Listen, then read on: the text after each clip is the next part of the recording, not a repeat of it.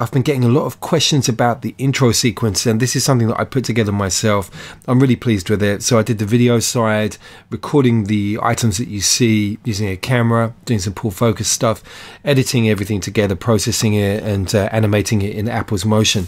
But also I did the soundtrack too, and that I did it in Logic here. So you can see that I imported the video. I grabbed together a bunch of elements, and that included an Apple loop here. So I'll just take you through the elements so you can get a sense for it.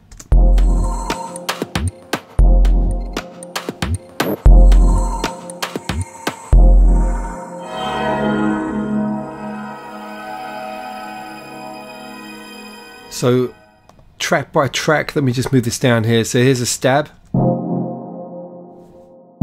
This is coming from Battery. So it's just one of the samples. And then running through Platinum Verb. So that's creating a sense of space. Just going to take this off. So it's really dry. I wanted something really atmospheric. And to kind of define a kind of mood for the channel, if you want, you know, and this is the real core of that.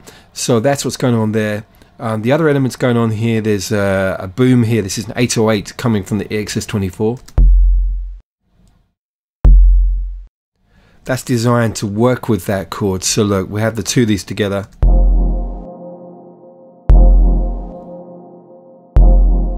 And then the rhythm is an Apple loop. But I'm running this through this, basically the Space Designer. Let me take this off. Space Designer, I had an impulse, the ice plate. A little bit of space there. In fact, reverb's quite a big thing in this little composition actually. I think it really helps define the whole kind of atmosphere. The other thing is this sound effect here, and this is an EXS24 library sound. Atmospheric effects, there's a whole bunch of samples mapped over the keys. So just play for different durations.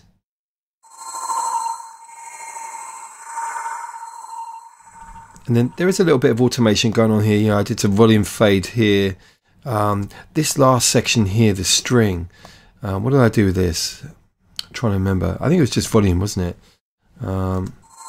No, you know what I did? I remember now. I used the envelope to create that nice kind of fade up, because you really hear that. So look, we'll go over to that section.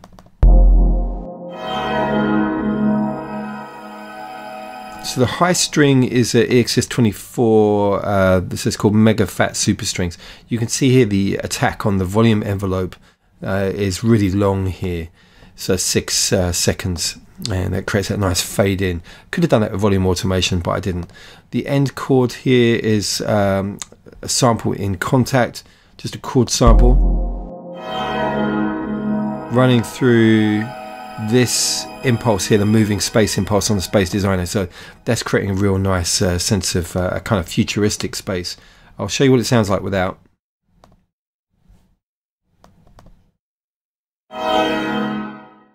It's really short, so there's a really interesting futuristic decay coming from that Space Designer impulse.